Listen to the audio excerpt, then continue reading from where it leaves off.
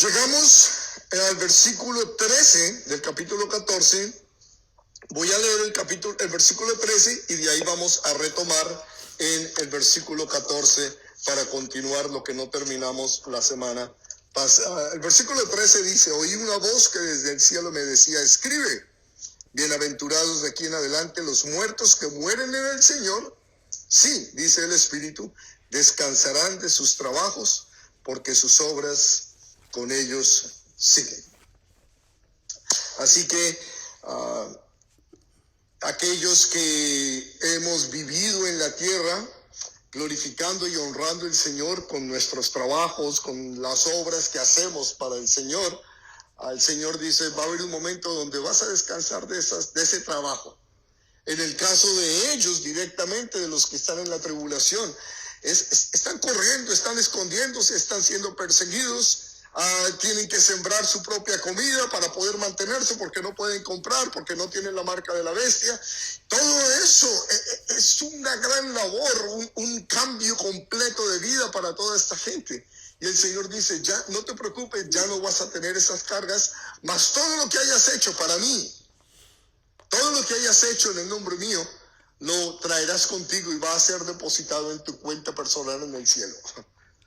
¿Sí? Y entonces, entrando en el versículo 14, viene otra visión, algo más que ve Juan. Dice: miré y he aquí una nube blanca, y sobre la nube uno sentado semejante al Hijo de Hombre, que tenía en su cabeza una corona de oro y en la mano una hoz aguda.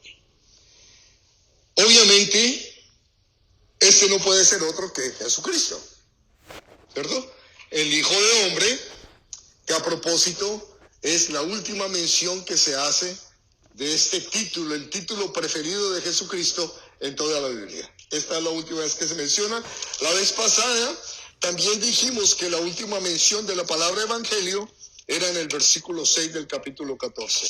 Ya no volvemos a leer evangelio en la Biblia y ya no volvemos a leer el Hijo de Hombre.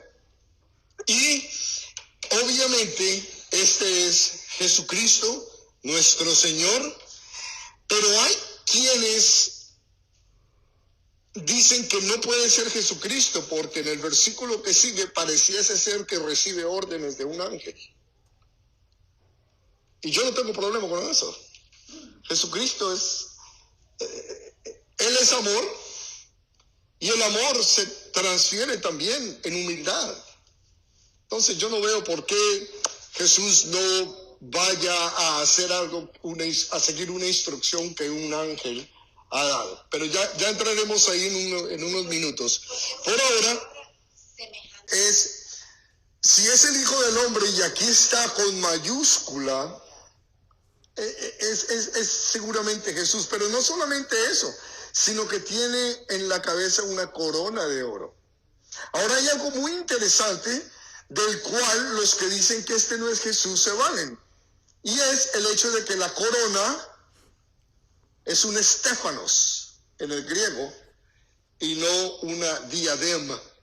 ¿Se acuerdan que en el capítulo 5 y en el capítulo 1 vimos a Jesús con una corona de oro e hicimos referencia a la diferencia entre la diadema y el estéfanos?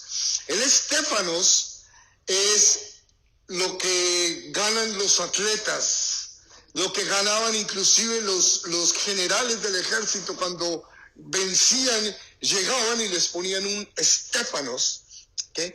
Que normalmente en los atletas es una corona de laureles, que es una corona perecedera, una corona temporal, una corona para el aplauso del momento.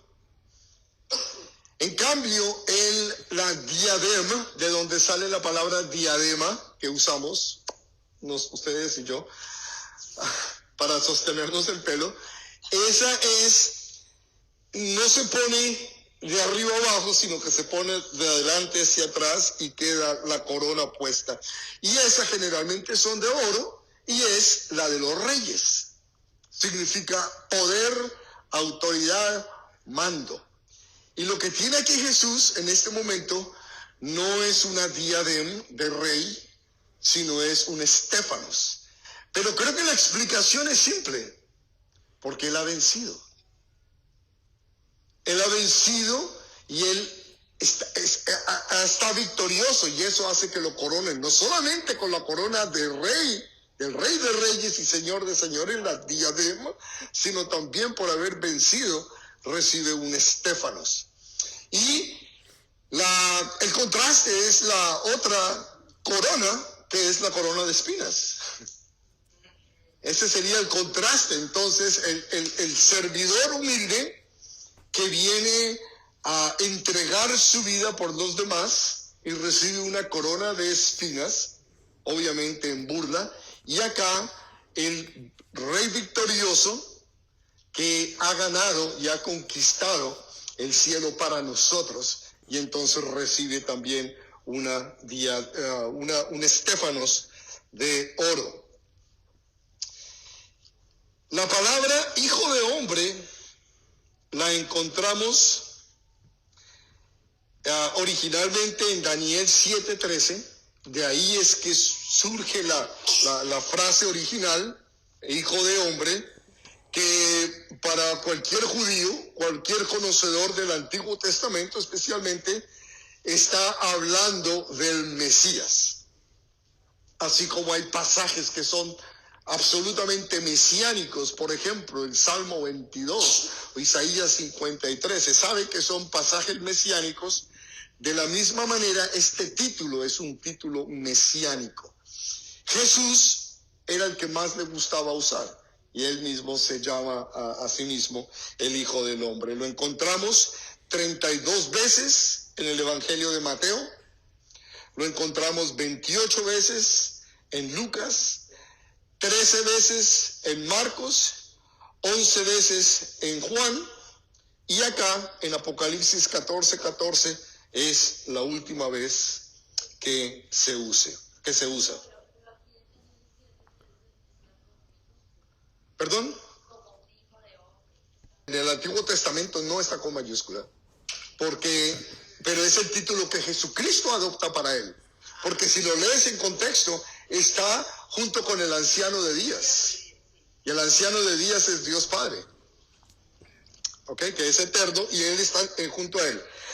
Bueno, otra cosa, y es que está sentado sobre la nube. Ya lo habíamos visto en el capítulo 1, en el versículo 7, y lo habíamos visto también en Mateo 24:30, a Jesús que viene en una nube. Ahora, nos habla de un instrumento que quizás nosotros no conocemos, una hoz. ¿Sabemos qué es una hoz?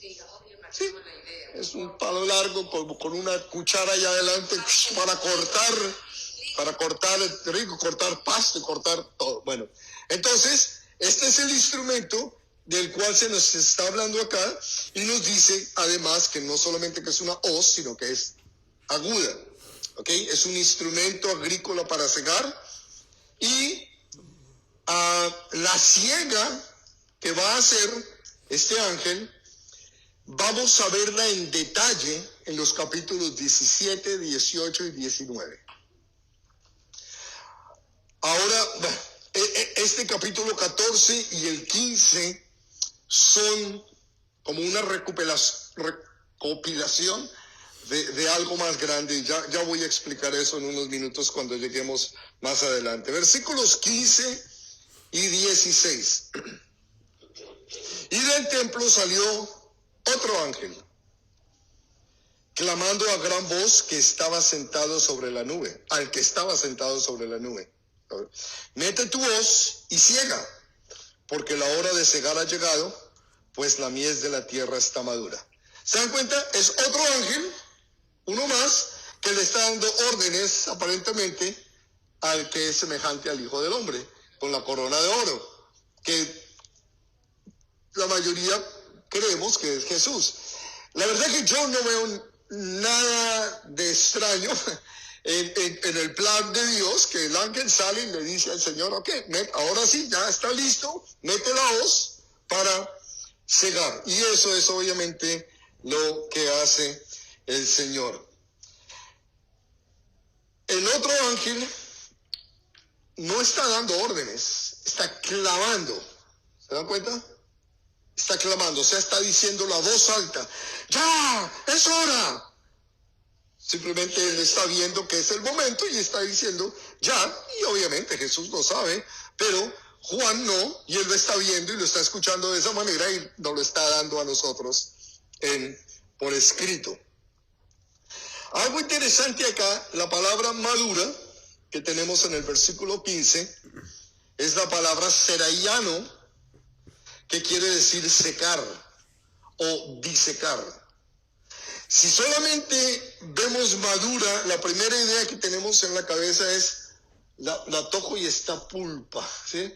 La toco y está lista pero ese no es la idea que nos está dando. La idea que nos está dando es que ya está seca, ya se secó, ya pasó de ser madura, ahora ya está seca. ¿Por qué es esto importante? Siento que esto es importante porque el Señor es muy paciente. Y el Señor está llamando, está dando oportunidad a que la gente se arrepientan, a que a través de todas lo que está pasando en la tribulación y en la gran tribulación, la gente venga en sí y decidan, voy a seguir a Cristo. Y es tan paciente que deja que se pasen de maduros para recogerlos. Y eso simplemente me habla de su gran amor y de su paciencia, y lo que nos dice Pedro, el Señor no quiere que nadie se pierda. Esa es la voluntad de Dios, Él no quiere que nadie se pierda, pero obviamente por su amor Él no puede forzar a nadie a que no se pierda. Él simplemente nos invita, y aquellos que no respondemos a la invitación nos da una palmadita acá y una palmadita allá con la idea de mantenernos atentos. Permite un dólar aquí, permite un problema económico allá, permite un accidente allí, permite otra, con la idea de que nosotros miremos para arriba. Somos tan hostiles a la causa de Dios y somos tan soberbios que a veces es necesario estar horizontales para poder mirar para arriba. Es cuando estamos horizontales que podemos mirar para arriba, porque a veces no hay otra. Entonces, eso es lo que el Señor está haciendo acá, y es lo que yo percibo de este texto. Esta no es una campaña evangélica, esta es simplemente la preparación para el fin. Y el Señor está dándole hasta el último momento. Versículos 17 al 19 nos dice algo, hasta el 20, vamos hasta el 20 de una vez, terminamos. Nos dice algo interesante aquí también. Salió otro ángel del templo que está en el cielo, teniendo también una hoz aguda. Noten que en el capítulo 15, versículo 6, y nos dice, del templo salieron los 7 ángeles que tenían las 7 plagas. Ninguno de esos ángeles es despachado de ningún otro lugar sino del templo. ¿Qué quiere decir? Que han estado en la presencia de Dios, que están recibiendo órdenes de Dios, que no están decidiendo por sí mismos, como decide Satanás, como deciden los demonios, por su propia voluntad, sino que todos salen del templo recibiendo las órdenes de su comandante en jefe para ir a hacer lo que el Señor le está indicando. Del templo, ojo, que está en el cielo. Claro, es el templo donde habita Dios. ¿Okay? Dice, teniendo también otra hoz aguda. Y salió del altar otro ángel que tenía poder sobre el fuego. Y llamó a gran voz al que tenía la hoz aguda, diciendo, mete tu hoz aguda y vendimia los racimos de la tierra, porque sus hojas están maduras. no vemos mucha diferencia al primero, al ángel que le dice al Señor que vendimia por la mies de la tierra está madura, en el versículo 15, y ahora en el versículo 18 vemos algo parecido. Mete tu hoz y vendimia los racimos de la tierra porque sus uvas están maduras. Maduras. Déjenme, terminamos hasta el versículo 20 y regreso para tener una mejor idea de todo en contexto. 19. Y el ángel arrojó su hoz en la tierra y vendimió la viña de la tierra y echó las uvas en el gran lagar de la ira de Dios. Y fue pisado el lagar fuera de la ciudad, y del lagar salió sangre hasta los frenos de los caballos por 1600 estadios. Quizás esto no nos dice nada. Déjenme trato de explicarles lo que el Señor nos está queriendo decir acá. Vemos una vez más la palabra, el verbo, la palabra maduro, ¿ok? Lo vimos en el versículo 18 y dijimos que, en el versículo 15 y dijimos que, ¿cuántos de ustedes escribieron en el griego como está escrito maduro? Ok, serayano, con X, ¿cierto? Serayano. Este maduro acá, en el versículo 18, es acmazo. Lo traducimos igual en el castellano, pero son dos palabras distintas en el griego. Por eso es importante a veces entender, meternos allá al idioma original, porque hay variaciones como esta. Y este acmazo significa maduro a punto de podrirse, no se ha secado. Está como a veces las uvas, yo no sé si han ido a los viñedos y agarran una uva o una ciruela. Lo va a coger y se revienta. Está ya a punto. ¿Okay? Y noten que se cae de lo mismo maduro. Está a punto de podrirse. El primero estaba seco. El Señor lo vendimió. Este todavía no se ha secado. Está a punto de ser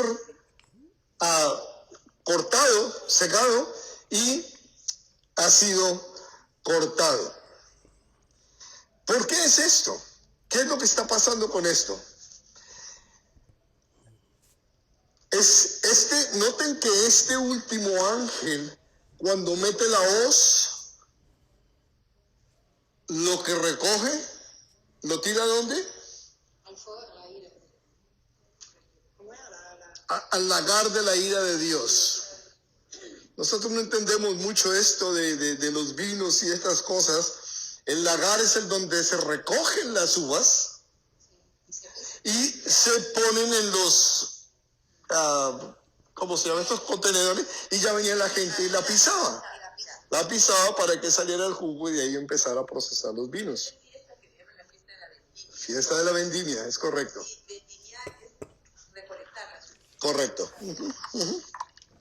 Entonces, son uvas deliciosas, quizás muy dulces, pero no servían. No servían. Están listos para tirarse al fuego, para desecharse, para apartarse por toda la eternidad. Y ese ángel que vendimió acá, ya nos dice que, versículo 20, y fue pisado el lagar fuera de la ciudad, y del lagar salió sangre hasta los frenos de los caballos. Obviamente no son uvas ni duraznos, es gente. Son seres humanos que, por más listos que estén, el Señor sabe que no van a ceder su voluntad ante Dios, que no van a doblar su rodilla, que no van a confesar a Cristo como su Señor y su Salvador, y simplemente, lo digo yo en un lenguaje quizás coloquial, el Señor dice, los voy a sacar de su miseria. Ya para que ya no hay más oportunidad para esta gente. ¿Okay? Y miren lo que va a pasar acá. Al decir que la sangre llega hasta los frenos de los caballos y nos dice que tanta cantidad por 1.600 estadios. Obviamente, para nosotros occidentales, que muy posiblemente nunca hemos montado a caballo, y si al caso lo hemos hecho, lo hacemos 2 o 3 veces y no entendemos lo de los frenos de los caballos y mucho menos los 600 estadios, porque esa es una medida de los tiempos bíblicos. Vamos a entender de qué se llama. Sí, tiene mucho que ver con eso, donde el Señor viene y saca los que son y los que no son. Pero déjenme, primero les digo cuántos son 1.600 estadios. 1.600 estadios son aproximadamente 322 kilómetros cuadrados, o sea, 200 millas cuadradas. Estamos hablando ya de unas distancias inmensas, que en tiempos bíblicos era imposible entender que un campo de batalla ocupara un lugar tan grande. Nunca ningún lugar de batalla ocupaba más de 1 o 2 millas cuadradas en donde peleaban los guerreros. Estamos hablando acá de 200 millas cuadradas. Eso es algo, para ellos era inconcebible. Para nosotros hoy lo podemos ver como que, claro que sí, ¿por qué no? Y hasta más de 200 millas, ¿cierto? En la batalla moderna, en la guerra moderna. Y esto de los frenos de los caballos, ¿qué quiere decir con esto? Quiere decir simplemente que la cantidad de sangre era tanta que por 200 millas cuadradas subía hasta el alto de más o menos de una persona. El alto de a los hombros, le llegaban a los hombros de una persona, de un ser humano, ¿ok? Estamos hablando de Apocalipsis 19, vamos allá rápido. Versículos del 17 al 21, lo voy a leer, no voy a expander mucho, cuando lleguemos allá lo expandemos. Por ahora basta mencionar esto. Esta es la batalla de Armagedón, ¿ok? Aquellos de ustedes que han visto la película Armagedón y que les han hablado de Armagedón, no se crean lo que hayan visto. Miren lo que dice la escritura acerca de Armagedón. No va a haber batalla de Armagedón. Va a haber una gran mortandad de Armagedón. Eso sí. ¿Ok? Dice, y vi a un ángel que estaba en pie en el sol y clamó a gran voz diciendo a todas las aves que vuelan en medio del cielo: venid y congregados a la gran cena de Dios. Dios está preparando una cena. Y ojo, no es la Santa Cena. Para que comáis carnes de capitanes y carnes de fuertes, carnes de caballos y de sus jinetes y carnes de todos, libres y esclavos, pequeños y grandes. Le está diciendo a quiénes: a las aves del cielo, a las aves de rapiña. A los, le llamamos chulos en Colombia, ¿cómo eso tiene otro nombre? Buitres. Di a la bestia, a la bestia, ¿saben quién es la bestia, cierto? El anticristo, a los reyes de la tierra y a sus ejércitos reunidos para guerrear contra el que montaba el caballo y contra su ejército. ¿Quién es el que montaba el caballo y su ejército? En los versículos anteriores vemos que es Jesucristo que viene con nosotros. ¿Okay? Y entonces salen los reyes de la tierra a pelear contra Jesucristo y contra nosotros. Y continúa, versículo 20, y la bestia fue apresada y con ella el falso profeta que había hecho delante de ella las señales con las cuales habían adorado su imagen. Estos dos fueron lanzados vivos dentro de un lago de fuego que arde con azufre. Los demás fueron muertos con la espada que salía de la boca del que montaba el caballo, y todas las aves se saciaron de las carnes de ellos. Y esto se le llama la batalla, mal llamado la batalla de Armagedón. Aquí no hay batalla, si se dan cuenta. Salen los guerreros, porque no hay bajas sino de un solo lado. Las bajas salen del ejército de los humanos. Entonces, va a haber dos grandes cenas. Vimos acá, versículo 17, la gran cena de Dios. Y la otra está en el versículo 9. Y creo que me estoy adelantando al capítulo 19, pero bueno, ya estoy acá, ya ni modo de echarme para atrás. Dice en el versículo 9, y el ángel me dijo, escribe, bienaventurados los que son llamados a la cena de las bodas del Cordero. O sea que hay dos cenas. Hay dos cenas. ¿Quieres saber cuál es la diferencia de las cenas? En una, tú estás invitado a comer, y en la otra, tú eres la comida. Bueno, nosotros no, los que no crean en el Señor, los que estén siguiendo a el anticristo. Ahora, déjenme, yo sé que esto puede sonar un poco como grotesco, esto de la sangre y todo.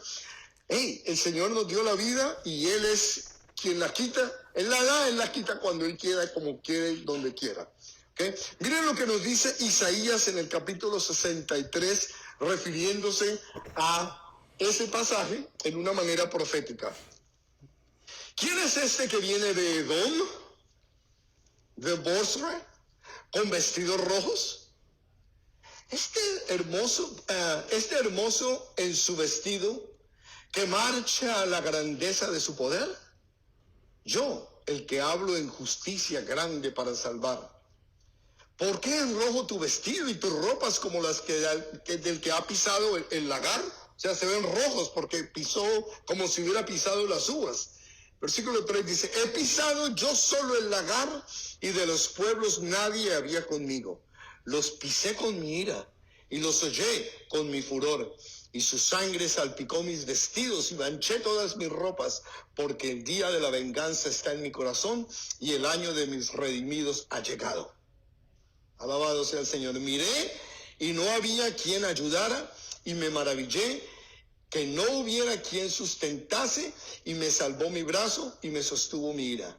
Y con mi ira hollé los pueblos y los embriagué en mi furor y derramé en tierra su sangre. Esta es una imagen desde la perspectiva de Isaías en el Antiguo Testamento de ese evento a un futuro para nosotros. El que viene en el caballo se para sobre las uvas, pero no son uvas, son humanos. Mire Joel 3, del 1 al 2 y luego veremos del 9 al 14. Porque he aquí que en aquellos días y en aquel tiempo en que haré volver la cautividad de Judá y de Jerusalén, reuniré a todas las naciones y las haré descender al valle de Josafat. Y allí entraré en juicio con ellas a causa de mi pueblo y de Israel mi heredad, a quien ellas esparcieron entre las naciones y repartieron mi tierra. Estamos hablando del pasado, lo que pasó con Israel. Y ahora mire lo que dice el Señor. El mismo Joel, mismo capítulo 3, pero versículos del 9 al 14. Proclamad esto entre las naciones, proclamad guerra, despertad a los valientes, acérquense, vengan todos los hombres de guerra. Forjad espadas de vuestros asadones, lanza de vuestras hoces, diga el débil, fuerte soy. Juntaos y venid, naciones todas alrededor, y congregados. Haz venir allí, oh Jehová, a tus fuertes. Despiértense las naciones y suban al valle de Josafat, porque allí me sentaré para juzgar a todas las naciones de alrededor. Echad la hoz, porque la mies está madura. Venid, descended, porque el lagar está lleno. Rebosan las cubas, porque mucha es la maldad de ellos. Muchos pueblos en el valle de la decisión, porque cercano está el día de Jehová en el valle de la decisión. Y los que sufren son los indecisos. Los indecisos que al fin y al cabo han tomado una decisión. ¿Cierto? El indeciso que dice, no sé si seguir al Señor o no seguirlo, ha tomado una decisión. Voy a decidir ser indeciso. Y para ellos les espera entonces la justa ira del Señor. El Señor extiende sus brazos, lleva 2000 años haciéndolo, llamándonos, mostrándonos su amor, su gracia, su misericordia, su pasión hacia nosotros. Nos envió a su Hijo, se extendió en la cruz. Y si tienes duda de cuánto te amo, míralo en la cruz y te dice, así te amo, así. Y sigue llamándonos una y otra vez y permite muchas cosas en nuestras vidas para que despertemos, para que miremos hacia arriba, para que le busquemos, aún en nuestro dolor, aún en nuestro clamor, aún en nuestra tristeza. Y aún así muchos se niegan y no. El Señor lo he dicho yo no sé cuántas veces acá, Él no forza a nadie. A nadie. Todo aquel que crea. No es todo aquel a quien yo force, sino todo aquel que crea en Él. Así que hay algo interesante que nos dicen los historiadores. Josefus, por ejemplo, es un historiador del primer siglo, un historiador judío no cristiano, no seguidor de Cristo, pero uno de los historiadores más famosos, de los cuales nos trae mucha luz a la escritura. Y dijo lo siguiente: en el año 70, o sea, cuando vino Roma y destruyó Jerusalén y destruyó el templo y hizo una gran masacre, Tito Vespasiano, dice él, la sangre corrió por las calles y en algunos lugares entró por debajo de las puertas y apagó el fuego de las chimeneas. La sangre. Eran ríos de sangre. Así que vamos a entrar al capítulo 15 y en el capítulo 15 vamos a ver los juicios de Dios en mayor detalle, el cual voy a irme aquí a 15. Son otros ángeles, estos son 7, los otros eran 3. ¿Okay? Y todos tienen alas, pero acuérdense que los ángeles no tienen alas. Esto que vamos a ver es muy común en la profecía bíblica. No se extrañen que, y no solamente la profecía, valga la pena, en la manera de escribir de los hebreos, el pueblo judío escribía de la manera en que vamos a ver detallado aquí el capítulo 15, junto con el capítulo 14, que ya al final lo terminamos. Nos vamos a dar cuenta que su manera de escribir, la literatura de ellos, es muy distinta a la que estamos acostumbrados nosotros en Occidente, especialmente en estos tiempos. Uno de los ejemplos que quiero darle yo, o primero antes de darle un ejemplo, quiero explicarles por qué. Porque, como les decía al comenzar hoy, lo mencioné la semana pasada, hay pasajes en donde en una misma frase nos habla de pasado, presente y futuro. En otra frase nos habla de algo futuro.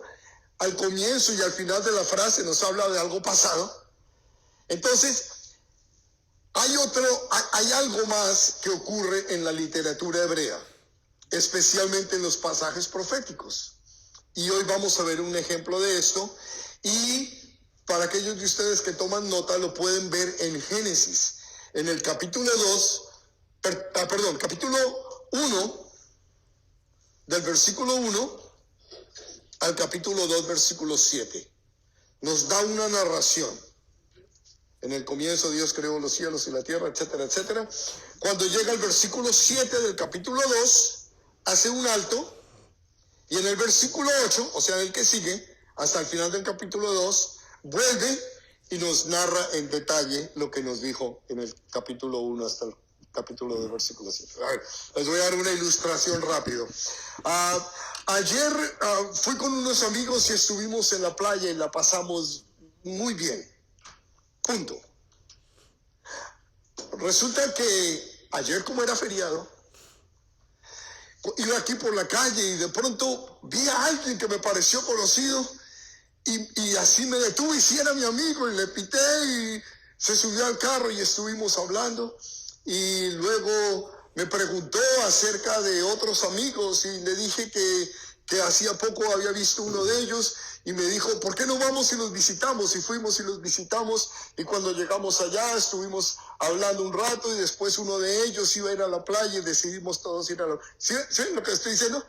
Al principio les dije unos amigos y nos fuimos a la playa y después ya estoy más detalle explicando, pero no son dos eventos distintos. Es el mismo evento con más detalle. El ejemplo claro, creo, más claro fue el que les di de Génesis. Y mucha gente se confunde. Mucha gente se confunde cuando leen pasajes de Génesis como ese. Porque creen que son dos eventos separados y que no tienen nada que ver el uno con el otro. Entonces, Apocalipsis Génesis capítulo 1, versículos del 1 al capítulo 2, versículo 7. Del 1 al 1 al 2, 7 y del 2, 8 al 2, 25.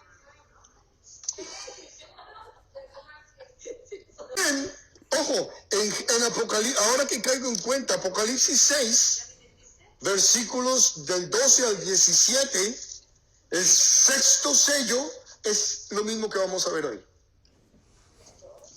¿Ok? Capítulo sexto, el sexto sello es grosamente hablando de lo que vamos a ver hoy en más detalle. ¿Están bien todos ustedes? Los veo como adormitados, ¿tienen sueño? Ok. Voy a hacerlo más animado. Capítulo 15. El preludio de las copas del juicio.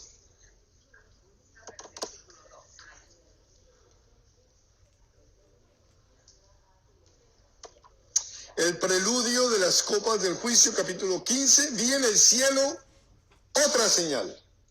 Ha visto muchas señales ya Juan. Y aquí nos menciona otra señal, grande y admirable. 7 ángeles que tenían las 7 plagas postreras, porque en ellas se consumaba la ira de Dios. Parece ser, y eso estaba leyéndolo hoy, me llamó mucho la atención y dije, aquí hay algo de realidad, o al menos nos puede iluminar a ver algo. Un telescopio. Ustedes han visto un telescopio, ¿cierto? Puede ser así de pequeñito, apenas unos cuantos centímetros de largo, y lo podemos estirar y se hace más largo. Y parece ser que cuando el telescopio está cerrado, son los 6 sellos. Los 6 sellos que vimos al principio, que empieza el Señor en el capítulo 5, que no hay quien quite los sellos. Cuando jalamos el telescopio un paso, es el 7º sello que se abre. Y cuando termina el 7º sello, al jalar el telescopio una vez más, tenemos las 7 copas. Pero es el mismo telescopio, nada más que está en toda su expansión. Entonces, el 7º sello, y de esto ya habíamos hablado antes, pero hoy, gracias a Dios, pude leer a alguien que me dio esta ilustración y me pareció muy interesante. Ya habíamos hablado antes que el libro de Apocalipsis no es cronológico, no va en orden cronológico necesariamente, ni es un libro ni es una historia que nos está contando desde el principio hasta el fin. Y habíamos dicho que esos 7 sellos son los que abren todo el título de propiedad. Y esos 7 sellos son no se necesitan abrir más sellos para que el Señor tome posesión de lo que es de Él. Pero al sacar la segunda parte del telescopio, son las 7 trompetas y luego los 7, que son parte del 7º sello. ¿Me explico? El 7º sello no es, lo quita, y ese 7º sello son 7 trompetas, y esa 7ª trompeta son 7 copas. Pero todos son parte del 7º sello. O sea, cuando terminamos de ver los 7 sellos, terminamos de ver todo el plan de la tribulación. Pero ahora estamos viendo en detalle cada uno de esos pasos. ¿Está claro? Esa puede ser una de las razones por la que leer el libro de Apocalipsis puede ser confuso. Cuando no entendemos estos conceptos del tipo de literatura, del tipo de la manera en cómo se escribe la profecía, y que además el Señor así se lo dio a Juan, y pues el Señor quiere que estudiemos. Entonces, vimos en el versículo 1 que esa otra señal que él vio son 7 ángeles. Era una señal grande y admirable, son 7 ángeles con las últimas 7 plagas, con las 7 plagas postreras. Y esas 7 plagas postreras son la culminación de la ira de Dios. Leía hoy precisamente en las noticias acerca de un evento que está sucediendo en las bases militares del ejército de los Estados Unidos. En todas las bases militares, donde quiera que esté estacionado el ejército de los Estados Unidos, a propósito, a los niños, a los hijos de esos militares, a las escuelas, les están llevando drag queens, o sea, homosexuales vestidos de mujer, y para que sean ellos los que les enseñen a los niños. Además de eso, hemos visto, y la semana pasada uno de ustedes, no recuerdo quién, me comentó, ya lo había escuchado, y esta semana en las noticias lo he visto más de una vez, no en las noticias tradicionales, sino en las noticias alternativas, como en las escuelas en los Estados Unidos, acá, en los programas después de la escuela, lo que llaman el after school, han implementado y muchos han abierto las puertas a algo que se llama Satan's Club, el club satánico, en donde a los niños se les permite tener acceso a material satánico. Los que enseñan son Wicca, son brujas, son satanistas que enseñan a estos niños en el programa After School, después de la escuela. ¿Okay? Hay libertad de religión y ellos se presentan como que son una religión y por ley tienen que permitirles. No, exacto, a la religión cristiana no. Y ahí es donde vemos el enemigo cómo está actuando en nuestra sociedad, el cual para nosotros debe ser algo halagador, porque quiere decir que él sabe que sus días están contados. Y si los días de él están contados, los de nosotros también. Si la presencia Ya, de eso precisamente quiero compartir, la identidad de género que están queriendo meterle a nuestros niños, y lo que llaman en inglés grooming, acicalamiento en español, que es tratar de llevar a los niños desde una edad muy pequeñita a ¿cuál se llama? Desensitize. Eso, desincentivar a los niños para que puedan crecer en un ambiente homosexual, en un ambiente donde existe toda esta cantidad de porquerías y de maldad y de perversidad, y lo están haciendo en las escuelas a los niños. Y ustedes saben, hace unas semanas el problema que hubo acá con lo de Disney fue que el gobernador de Florida simplemente dijo, no, pasa una ley en donde ningún niño de kinder al tercer grado, el cual debería haber sido hasta el grado 12, pero bueno, lo puse hasta el grado 3, no se le puede hablar de sexualidad, punto.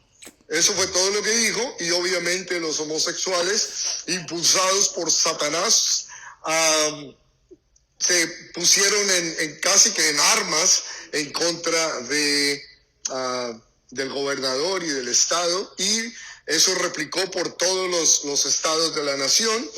No van a dejar de hacerlo.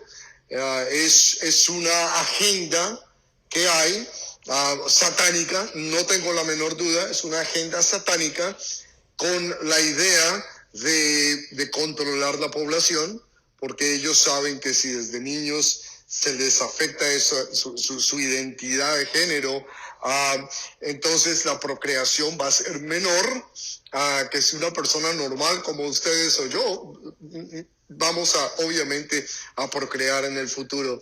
Y además de eso los niños también para los pedófilos, darles también. Correctamente, porque quieren aprobar legalmente, quieren legalizar la pedofilia y cualquier otra cantidad de cosas que uno dice, wow, esto es abominable, esto es una aberración. El mundo lo está viendo como algo normal. Y mis hermanos, todo esto simplemente es para que estemos atentos nosotros para que sepamos qué está pasando. No nos dejemos que las cosas simplemente pasen sin hacer nada. Nosotros somos la luz de este mundo. Nosotros somos la sal de la tierra. Y el Señor quizás no te ha mandado a ti ni a mí, a África a Tahití o a cualquier país para llevar el evangelio, pero nos ha mandado a que crucemos la calle, que le toquemos la puerta al vecino, o que influenciemos a nuestra misma familia, nuestros hijos, nuestros nietos, y ustedes que tienen nietos. Es importante ser luz, más sabiendo los tiempos en los que estamos viviendo. Entonces, leyendo esto, nos dice que vio una señal grande y admirable. 7 ángeles tenían las 7 plagas postreras, las últimas plagas, porque en ellas se consumaba la ira de Dios. Mis hermanos, díganme si no es justo que la ira de Dios recaiga sobre la humanidad ya. Nosotros que no somos Dios y no amamos como Dios, decimos: Señor, te estás demorando mucho. Pero si a nuestros antepasados lo hubieran dicho hace 50 años, ninguno de nosotros estaríamos acá.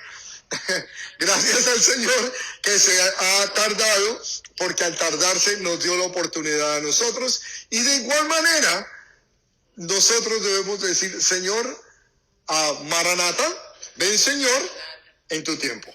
Y mientras tanto, danos la gracia, la valentía de abrir nuestros labios, mostrar nuestro testimonio y dejarles saber al mundo que hay una esperanza.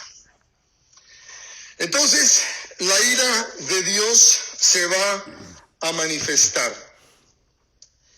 Quiero que veamos algo aquí. Las 7 plagas, perdón, los 7 ángeles con las 7 plagas. Ustedes saben que esto no es nuevo. No es nada nuevo. Miren lo que pasó en Levíticos 26:21. Si anduviereis conmigo en oposición y no me quisierais oír, yo añadiré sobre vosotros 7 veces más plagas según vuestros pecados. Entonces, no podemos acusar a Dios de injusto. No podemos acusar a Dios de vengativo. No podemos acusar a Dios de... La culpa es nuestra, no de Él. Él nos da una y otra opción.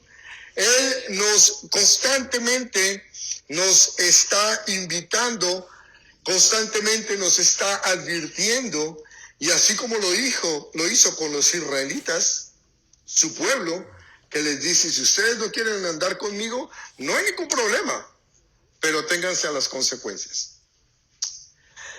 La consumación de la ira de Dios. Les voy a pedir que por favor vayan a Romanos capítulo 1. Romanos capítulo 1. Y en Romanos 1, yo estoy seguro que ustedes todos conocen este pasaje, se van a dar cuenta de la sociedad en la que estamos viviendo. Leyendo Romanos 1 es como si estuviéramos leyendo el periódico de hoy. Versículo 18 dice así: porque la ira de Dios se revela desde el cielo contra los creyentes. Dice: contra los creyentes, contra los que le seguimos a Él, contra los que hemos puesto nuestra confianza en Él para el perdón de nuestros pecados, ¿no? Contra toda impiedad e injusticia de los hombres que detienen con injusticia la verdad. Lo que acabamos de leer. Porque lo que de Dios se conoce les es manifiesto, pues Dios se lo manifestó. ¿Qué es lo que conocemos de Dios? Si no tuviéramos la Biblia, hermanos, ¿conoceríamos algo de Dios? ¿Podríamos conocer algo de Dios si no tenemos la Biblia? La respuesta es sí. Sí, ¿por qué? Tenemos la creación y tenemos capítulo 2 de Romanos, la conciencia. Y lo dice acá, miren. Versículo 19, porque lo que de Dios se conoce les es manifiesto, pues Dios hoy lo manifestó.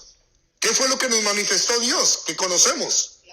Porque las cosas invisibles de Él, o sea, su eterno poder y su divinidad, se hacen claramente visibles desde la creación del mundo, siendo entendidas por medio de las cosas hechas, de modo que no tienen excusa.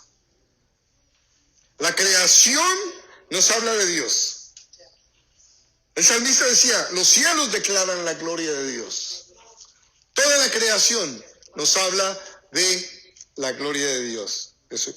Por eso, mis hermanos, Satanás desde hace más de 50 años está bombardeándonos y bombardeando a nuestros hijos en los colegios, en las universidades, con esto de la evolución. Porque al introducirla a la evolución sacamos a Dios. Entonces la gente dice, no, todo evolucionó. Entonces, al decir que evolucionó, ya no está Dios, y este pasaje, la idea de Satanás es hacerlo nulo. ¿Ok? Y continúo. ¿Se dan cuenta al final lo que dice?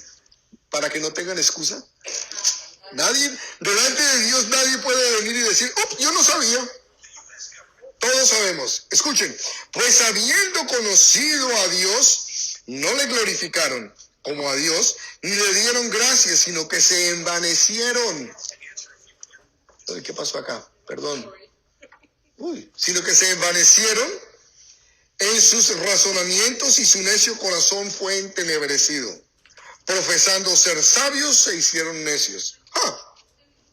Los profesores de las universidades que son sabios y cambiaron la gloria de Dios incorruptible en semejanza de imagen de hombre corruptible, de aves, de cuadrúpedos, de reptiles, por lo cual también Dios los entregó a la inmundicia en las concupiscencias de sus corazones, de modo que deshonraron entre sí sus propios cuerpos, ya que cambiaron la verdad de Dios por la mentira, honrando y dando culto a las criaturas antes que al Creador, el cual es bendito por los siglos. Amén.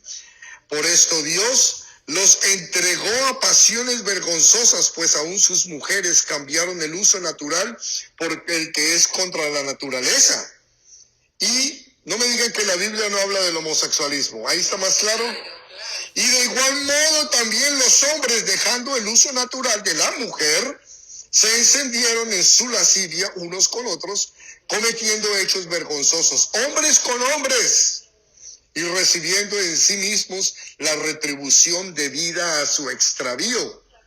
Reciben su pago, se llama SIDA o se llama... ustedes saben que dentro de la población,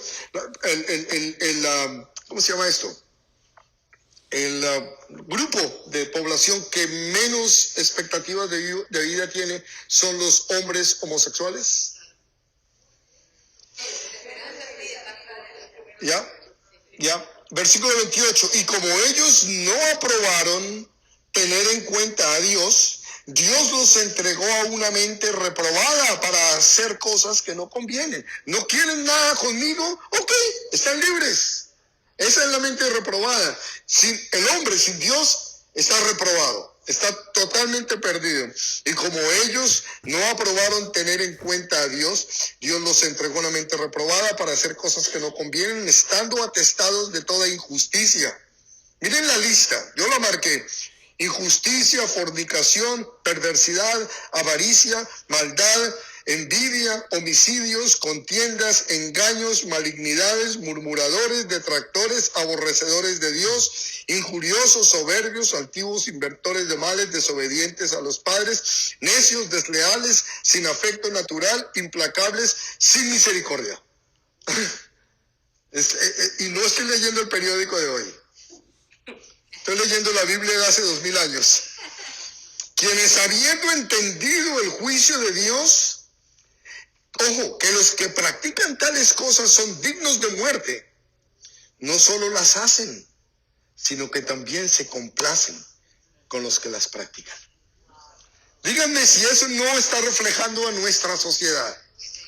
Esta es nuestra sociedad, hermanos. ¿Y vieron cómo comenzó el capítulo? La ira de Dios. El capítulo no, la sección que leímos en el versículo 18, es decir, se manifiesta la ira de Dios. Y yo pregunto, ¿acaso puede Dios ser más paciente? Esto es, mis hermanos, los tiempos en los que estamos viviendo, y déjenme decirles, tristemente las cosas van en peor. No van para mejor, porque inclusive ya lo vimos, en estos últimos tiempos va a haber apostasía. ¿Se acuerdan que leímos acerca de la apostasía? ¿Qué quiere decir eso? Los que decían ser cristianos hoy se están alejando para reunirse con estos de Romanos 1. Entonces el número va a seguir creciendo. Triste, pero desafortunadamente es la realidad. Los incrédulos nos acusan a Dios de que si verdaderamente es amoroso, entonces no es poderoso. Porque no puede parar que perversidad ocurra, que hombres maten a niños, que haya hambrunas. Entonces, Dios, si es amoroso, no es poderoso. Y si es poderoso, no es amoroso. Lo que no entienden es que Él es justo y que usa lo que ellos llaman no tener poder. Él lo usa para atraerlos a Él. Él no calma todas las tormentas. Él no sana todas las enfermedades. ¿Por qué? Ya lo vimos, porque Él quiere que a través de esas tribulaciones vengamos a Él. Entonces, Dios es amoroso, Dios es poderoso, pero Dios también es justo. Vamos a Génesis 15, versículos 13 al 16. Entonces Jehová dijo a Abraham, nótese que es Abraham, todavía no es Abraham: ten por cierto que tu descendencia morará en tierra ajena y será esclava allí y será oprimida, ¿cuánto tiempo? 400 años. Le está hablando a Abraham, que viene más tarde a ser Abraham. Le está hablando de la promesa de que va a tener un hijo aún en su edad avanzada. Su esposa va a tener un hijo aún a los 90 años. Pero esa descendencia van a morar en tierra ajena. Nosotros sabemos cuál fue esa tierra ajena, Egipto. Y que serán esclavos allí y será oprimida 400 años. Estados Unidos, 1776, ahora son que 250 años más o menos. Más o menos lleva 250 años desde la independencia de Estados Unidos. Estos fueron 400 años. O sea que calculémoslo desde esa perspectiva. Dice 14, mas también a la nación a la cual servirán, o sea, a los egipcios, juzgaré yo. Y después de esto saldrán con gran riqueza. Y así sucedió. Y tú vendrás a tus padres en paz y serás sepultado en buena vejez. 16, y aquí está lo que quiero que veamos. Y en la cuarta generación volverán acá. ¿A dónde? A Canaán.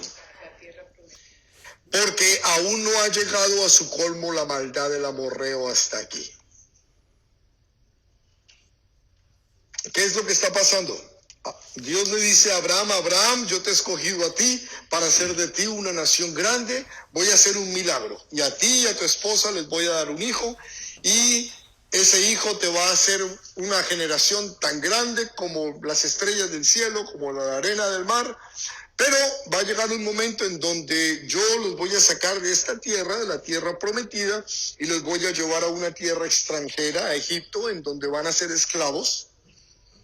Y ahí van a estar 400 años. ¿Por qué? Pero no te preocupes. A los egipcios también los voy a juzgar. Pero ¿qué es lo que quiero? Que los amorreos se arrepientan. Y les voy a dar 400 años para que se arrepientan. Y después los voy a soltar, van a salir con muchas riquezas ustedes. Y como yo sé que no se van a arrepentir, los voy a utilizar a ustedes como mis instrumentos de justicia y van a acabar con el gato, con el perro, con el rey, con mujeres, con hombres, con niños, con ganado, hasta con el nido de la perra. Pero ¿qué clase de Dios es ese? Es un Dios justo. Es un Dios justo. ¿Cuántos años quería que le diera? ¿Otros 600? Si le hubiera dado 1000 años, no se hubieran arrepentido. 2000 años tampoco se hubieran arrepentido. Entonces, Dios hace juicio. Y a los egipcios les hizo juicio, como dijo que lo iba a hacer, a través de Moisés y las plagas, obviamente. Luego, a los mismos israelitas que Dios los utilizó para hacer juicio a los amorreos, después Dios vino y les hizo juicio. Como veíamos hace poco, 7 veces, 7 plagas. Entonces, Dios es justo. A Él no le podemos reclamar. El problema no es Él, el problema somos nosotros. El problema es nuestro corazón. Es nuestro corazón, que somos duros de cerviz. Vamos a apurarnos porque, a pesar de que es corto, tengo mucho material para compartir. Su paciencia, la paciencia de Dios no la podemos confundir con apatía, o con debilidad, o con impotencia, o con aprobación del pecado.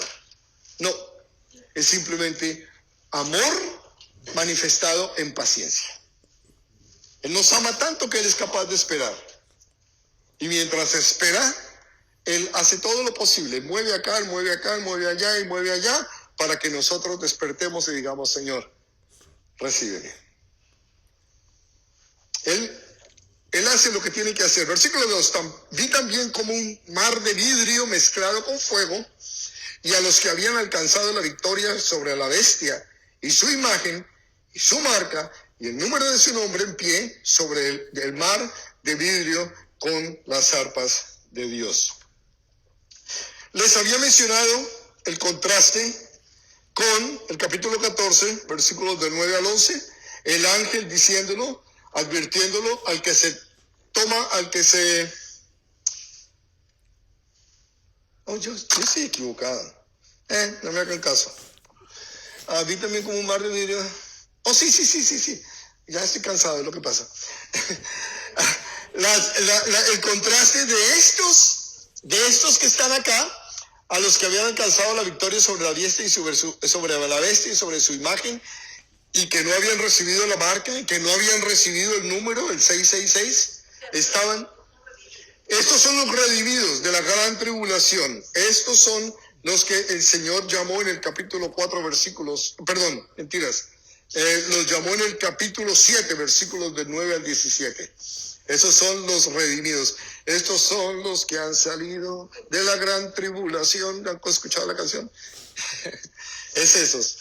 Y el mar de vidrio, les decía el contraste de estos con los del tercer ángel, el capítulo anterior, que decía, si alguno adora a la bestia y a su imagen y recibe la marca en su frente o en su mano, también beberá del vino de la ira de Dios. Lo vimos, ¿no? Y ahora está diciendo, estos no se postraron ante la imagen, no adoraron a la imagen, no recibieron la marca ni en la mano ni en la frente, y por eso están aquí delante de la presencia del Señor. El mar de vidrio que nos menciona acá, lo vimos ya en el capítulo 4, versículo 6, cuando fuimos arrebatados y estamos en la presencia de Dios, vimos el mar de cristal, el mar de vidrio, que representa la gloria de Dios. Y interesante acá porque estos que están acá, los redimidos, ven un mar de vidrio mezclado con fuego. Y el fuego, ustedes saben de qué habla, de juicio. El fuego habla de purificación. Entonces, este es un mar de vidrio que representa la gloria de Dios con fuego, donde habla de el juicio de Dios, que es un juicio justo, un juicio santo, sagrado, un juicio en donde no hay la menor injusticia. Es un juicio divino procedente de su santidad. Ahora, ¿quiénes son estos victoriosos? Ya lo mencioné, fueron los que salieron de la gran tribulación. Apocalipsis 7, versículos del 9 al 17, están en el cielo. ¿Qué quiere decir eso? Que murieron en la tierra, ¿cierto? Si murieron en la tierra, están en el cielo, y son los mismos que le están diciendo al Señor, lo vimos ¿hasta cuándo, Señor? ¿Hasta cuándo vas a vengar nuestra muerte? Son los mismos que dijimos que no eran la iglesia, porque la iglesia nosotros no buscamos venganza, sino que seguimos a nuestro Señor Jesucristo. No son, el hecho de que hayan muerto, el texto no lo dice claro, son victoriosos. No son perdedores porque murieron. Porque Pablo lo dijo, para mí morir es ganancia. En Cristo podemos decir eso. En el mundo no, en el mundo morir es lo peor, pero para nosotros en Cristo son los que murieron durante la tribulación, víctimas del anticristo. La iglesia primitiva, la iglesia de la época que Juan escribió esto, tenía este dicho: el día del martirio es un día de victoria. Wow. Ellos cantan lo que cantamos ahora. Ellos cantan, es correcto. Uh-huh.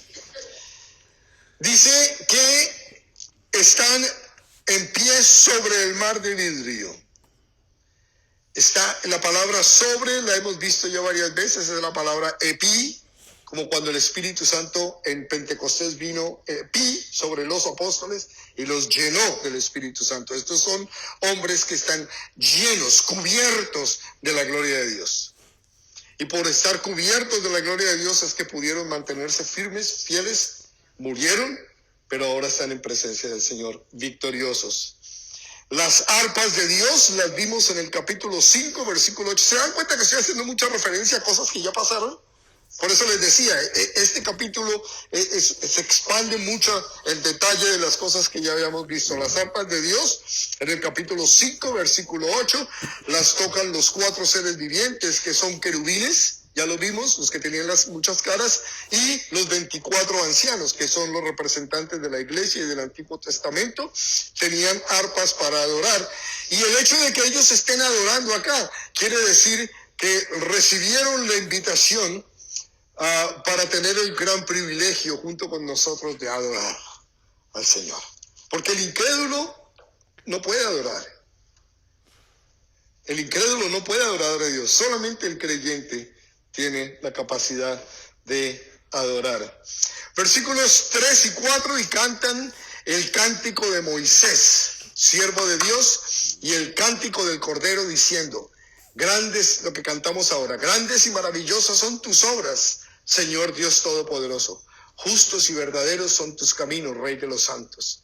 ¿Quién no te temerá, oh Señor, y glorificará tu nombre? Solo tú eres santo, por lo cual todas las naciones vendrán y te adorarán, porque tus juicios se han manifestado. Este cántico, hay dos ideas con respecto a este canto. De la manera que está escrito no es muy claro. Hay quienes dicen es el cántico de Moisés y del Cordero. O sea, es un solo cántico con dos títulos, o con título y subtítulo.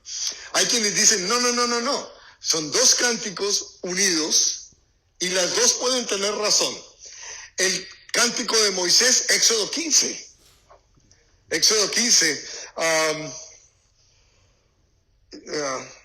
Yo a la mar los carros del faraón. No sé si han cantado esa canción. En donde entra a la mar y canta que como mira hacia atrás y ve que el faraón está es ahogado, etcétera. Y los otros es la canción del Cordero que vemos en el capítulo 5 de Apocalipsis, en donde cantábamos precisamente, en donde dice el que está sentado en el trono y al Cordero. ¿Se acuerdan que lo cantamos? Sea la gloria, el honor, la alabanza, el poder para siempre. Entonces, es una combinación de las dos. No importa, lo importante es que están cantando. Están adorando al Señor y ahora tienen ese poder, esa capacidad para hacerlo. Aquí, en ese canto de Moisés y del Cordero, vemos una unión perfecta entre dos eventos, dos entidades. Una es la ley de Moisés y el amor del Cordero. Una es entre el Antiguo Testamento y el Nuevo Testamento. Una es entre el Mar Rojo y el otro el Mar de Cristal. Una es entre el rescate de Egipto y el otro el rapto. Fuimos llevados. Una es en donde salen de Egipto y el otro es el que entran al cielo. Una es en el que salen de la esclavitud y entran a la libertad. Una es entre Moisés y otra el maestro. Así que vemos unos contrastes y paralelos que son bastante interesantes. El cántico adora a Dios. Aquí podríamos quedarnos bastante tiempo. Soy corto de tiempo, no lo voy a hacer. Nada más déjeme mencionar un par de cosas. El cántico está adorando a Dios primero por sus obras. Grandes y maravillosas son tus obras, Señor, nos dice el versículo 3. Nos dice también por sus caminos. La adoración es por sus caminos que son, ¿qué? Justos y verdaderos. Además, por su santidad. ¿Quién no te temerá? ¿Quién no glorificará tu nombre? Y además, por la persona, por quien es Él, el Señor, Dios Todopoderoso, el Rey de los santos, cuyos juicios son rectos y manifiestos. En el cántico podemos sacar todo eso. Yo sé que fui muy rápido, no pudieron tomar nota. Cuando lo ponga en YouTube lo van a poder analizar. Zacarías. No tengo tiempo, pero este es extremadamente importante y se lo voy a dejar de tarea entonces. Zacarías 14, versículos del 16 al 21. Y habla de aquellos que durante el milenio están invitados a adorar a Dios, que vengan a Dios a adorarlo. ¿Okay? Para que lo lean y la próxima semana compartimos un poco sobre esto. Ahora, ¿en quién está centrado este cántico?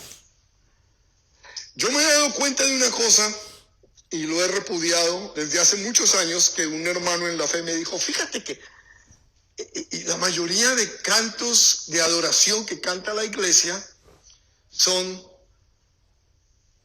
céntricos, humanocéntricos, no son necesariamente glorificando al Señor. Me fascina la adoración que hacemos aquí en Calvary Chapel porque yo analizo mucho estas cosas y yo diría que el 95% de los cantos que cantamos acá estamos glorificando al Señor, pero no es así en todas las iglesias. Sintámonos privilegiados de esto. Muchas iglesias es lo que el Señor me ha hecho a mí y que yo esto y que yo lo otro y fíjate este cántico. Miren lo que dice: tus, te, tú, te y tus. Todo está relacionado con Él. Miren lo que dice. Dice: grandes y maravillosas son tus obras, Señor Dios Todopoderoso. Justos y verdaderos son tus caminos, Rey de los santos. ¿Quién no te temerá, oh Señor, y glorificará tu nombre? Pues solo tú, con tilde, eres santo, por lo cual todas las naciones vendrán y te adorarán, porque tus juicios se han manifestado. Totalmente cristocéntrico. Y así deberían ser todas nuestras canciones de alabanza. Aquí le pongo velocidad.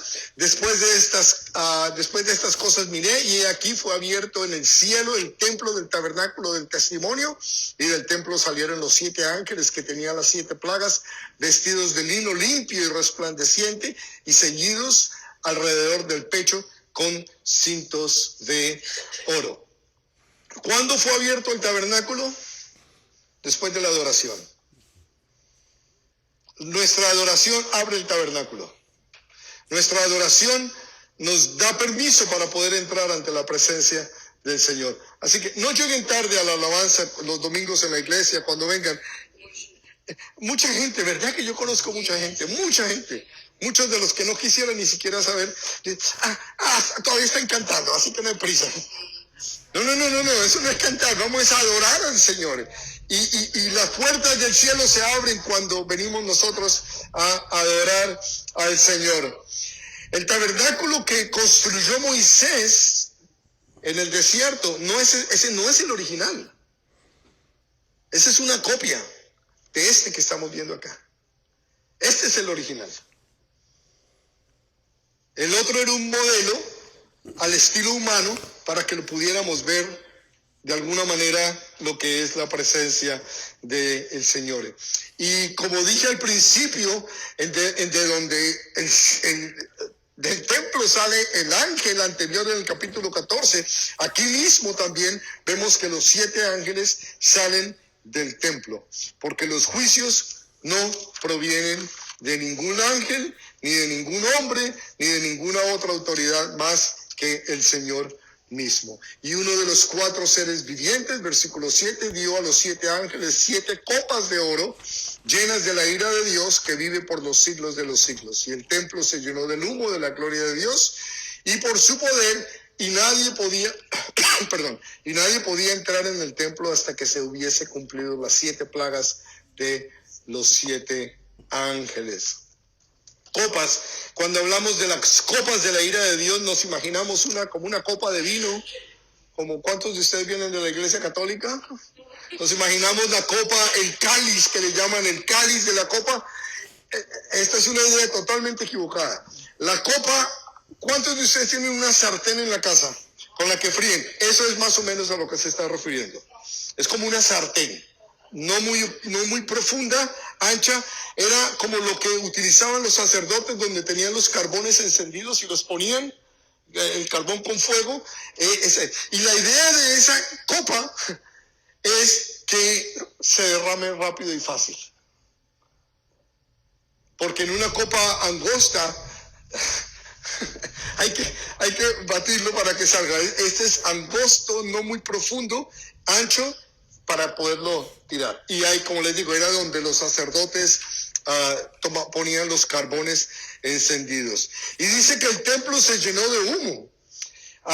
Igual que Moisés, ¿se acuerdan? Vamos a Éxodo 40 y con esto termino. Éxodo 40, 34, 35 dice: entonces una nube cubrió el tabernáculo de reunión y la gloria de Jehová llenó el tabernáculo, y no podía Moisés entrar en el tabernáculo de reunión porque la nube estaba sobre él y la gloria de Jehová lo llenaba. ¿Qué quiere decir esto con que se llenó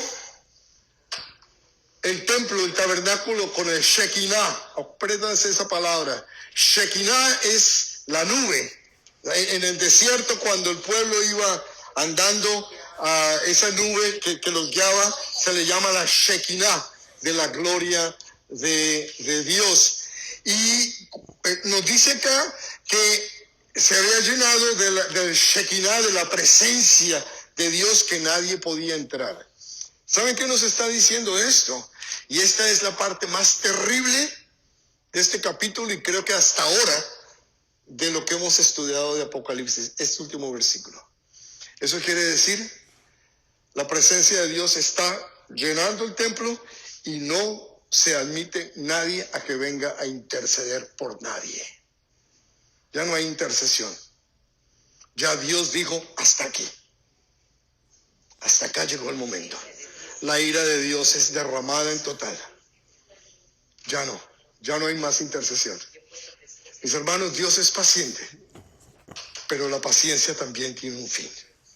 Y yo los invito, mis hermanos, a que esto que están aprendiendo acá, esto que hemos visto, que a nosotros no nos va a tocar, porque nosotros vamos a estar viendo desde el mezanini, desde el cielo vamos a estar viendo.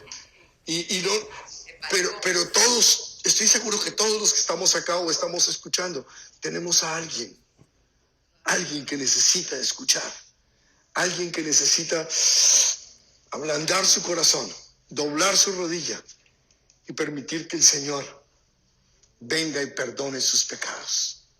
Es gratis. Lo único que hay que dejar es el pecado. Y Pablo nos lo dice: ya, el pecado es agradable por un tiempo, pero saben una cosa, Satanás cobra muy caro. cobra muy caro. Él nos da un placer por un ratito de tiempo muy corto, pero Él cobra muy caro. Padre amado, Señor bendito, gracias por tu palabra, gracias por estos versículos y estos capítulos y esto que tú nos has dejado, Señor, en tu palabra, en donde podemos conocerte a ti más, Señor, y ver que las cosas tuyas son serias, que tú no estás jugando con nosotros, que nuestro pecado, Señor, es grave. Aunque el mundo lo tome como algo pequeño y como que no tiene sentido y todo el mundo lo hace, para ti es grave, Señor. Una pequeña mentira, una mirada, un desplante, son pecado, Padre, y para ti son tan graves que fue necesario dar la vida de tu Hijo amado para el perdón de estos pecados. Señor, te rogamos que nos uses a nosotros como los instrumentos de tu gloria, de tu gracia y de tu misericordia, Padre. Son muchos los que conocemos, son muchas las personas que siguen por el camino ancho, por el camino que lleva a la perdición, por esa puerta ancha. Tu palabra nos dice que muchos van por ahí. En cambio, los que vamos por la puerta angosta, que lleva a la vida eterna, somos pocos. Permite que podamos arrebatarle al enemigo, Señor, esas almas de esos seres que tanto amamos. Y para eso sabemos, Padre, que tenemos que empezar con un testimonio. Nuestro testimonio debe ser irreprochable. Y obviamente tenemos que hablarles el evangelio, la buena nueva de salvación.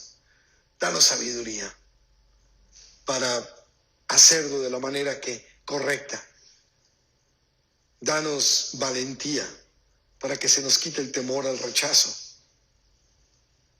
Y danos, Señor, palabra tuya. Danos denuedo para hablar con tu autoridad. Y permite que podamos vivir vidas consagradas a ti, Padre, en el nombre de tu Hijo amado. Amén.